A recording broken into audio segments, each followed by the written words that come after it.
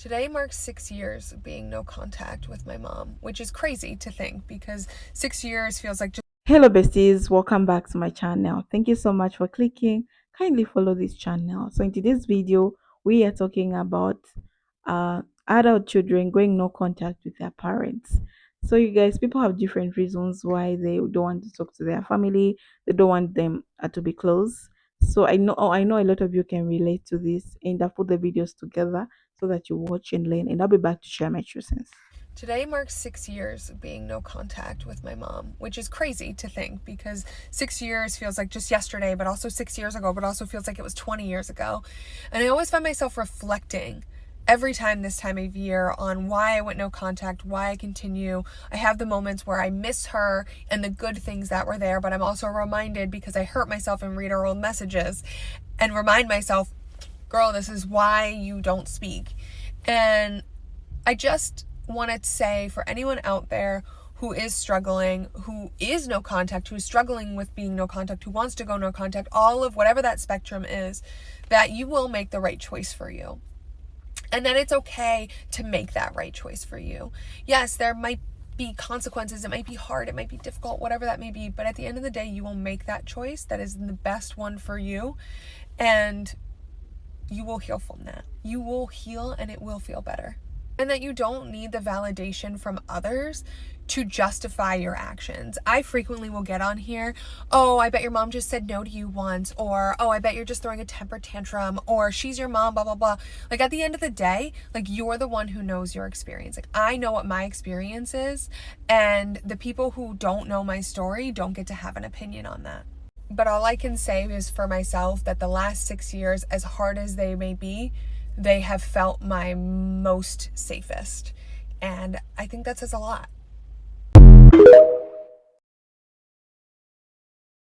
I blocked my parents even though they paid for some of my college and gave me a car because of this reason. Growing up, both of them had uncontrollable anger issues and absolutely no concept of boundaries. It was violent, emotionally abusive, verbally, physically. You get the picture. My mom would make some serious threats over my grades, and she would tell me like my friends would all realize how bad and stupid I am one day and leave me. When I got married, she claimed that my husband would abuse me and realize that I was a burden and leave me. Like throughout my life, she tried to drive a wedge between me and anyone that I cared about. I mean, I was just so tired of my parents constantly criticizing every decision I ever made and denying the abuse just because it happened so long ago. Every time I bring up just the physical abuse, they're like, why are you living in the past? It happened so long ago. I just couldn't pretend anymore that everything was normal because every time I look at them, all I can think and remember is who they really are. I was afraid to cut contact with them because I was still on their phone contract for some reason. I should have switched that earlier. And my brother still had to be on their insurance. And they still needed to finish signing the car title transfer papers for the car that I've been driving for years. Side note, yes, I'm privileged and I'm extremely grateful for everything I do have. I never asked, begged, or demanded anything from my parents. But despite all these strings attached, I was like,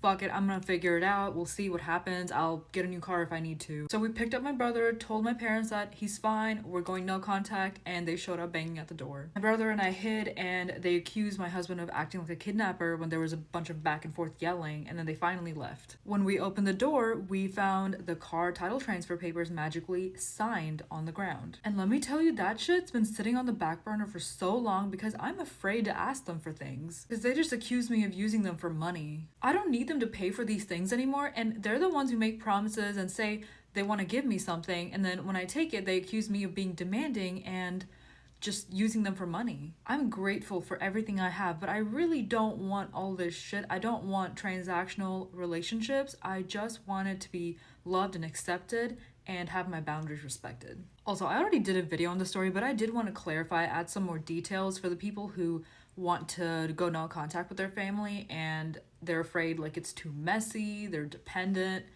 Girl, it's messy. And that doesn't mean you shouldn't do it. These are the things that I didn't expect when I went no contact with my mom. I have been no contact with my mom on and off for the past 10 years, but I would say it's been pretty consistent for the last 5 or 6 years. When I say no contact, I mean no contact. I don't have her phone number. I don't have her address. She met my son, but only once when he was 2 years old, and now he's about to be 7 years old this year. And she's never met my daughter, and she has not met my fiance. And the one thing that I did not expect when I went no contact with her was the amount of people in my life that would meet me for the very first time, find out that I'm no contact with my mom, and then ask me to mend the relationship. Or they would just automatically assume that that was my first course of action and I did nothing to try to make the relationship between me and my mom work before I cut her off. And what I need for people to realize is that is the result of trying to make the relationship work. The no contact is the end of something, it's not the beginning of something. Typically, adult children that have gone no contact with their parents, that wasn't their first plan of action. They tried for probably many years to make the relationship with their mom or dad work.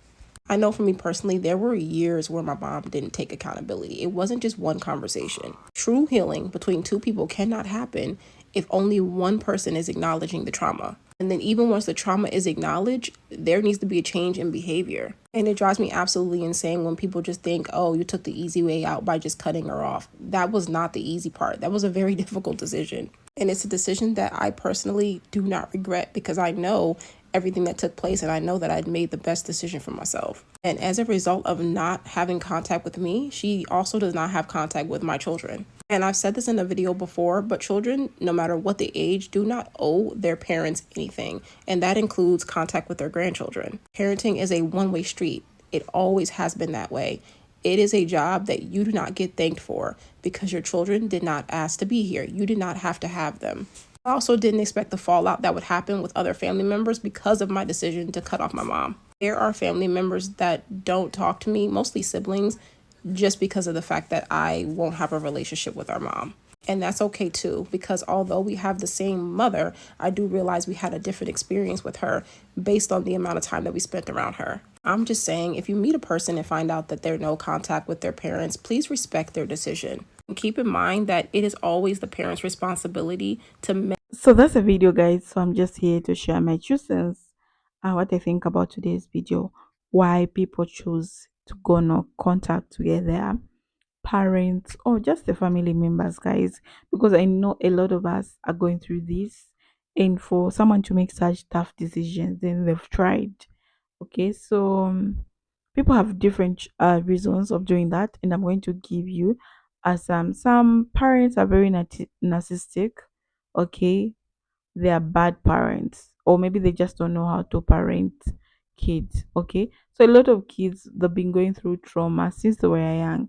They've been tortured, they don't know how to talk to children, they beat the children, whatever they do, like they they feel like they're so jealous about them. Okay, the parents are just jealous of their kids.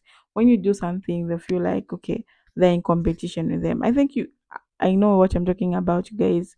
Let's hope you are relating to what I'm saying. Okay, yeah. So someone who gave birth to you and someone is just jealous of you, who you've become, and if you're having such a parent who stress you every time you have problems, every time you have to talk about something, who just drain your mood, it's better you go no contact, because it will be better for you, for your mental healthy. Okay, because if you've gone all this childhood trauma with her, she was there, and some of the kids were essay. Okay, they were sexual assaulted, or maybe something like that. They were never protected by their moms. Their moms, most of them, they tell stories where their moms were there but they never protected them. So people have this anger with their parents, and some just that because they're not good, they just don't know how to talk to their kids, they don't know how to take care of the kids. So I came across one story one time when someone was narrating, okay, to me, saying when they were growing up, they were six kids, and their mothers only love them men's. They don't care about the ladies. Okay, so mentally the ladies are not okay because they've never ever felt this love. And when they're growing up, like their parent, their dad used to beat them a lot. Okay, he was very narcissistic parent. They used to beat them. Anything they do, they used to beat them. So once they're growing up, the other kid grew up with fear. Okay, so he can't do anything. He can't go for work, he can't do anything like for his own. He's always in panic. He was afraid. So, if you do that to your children, you're doing them bad, okay?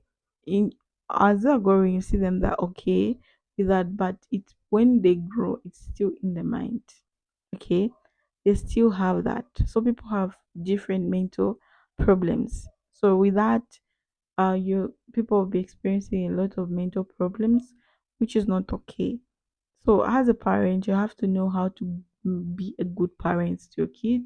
Talking to a kid is not just beating.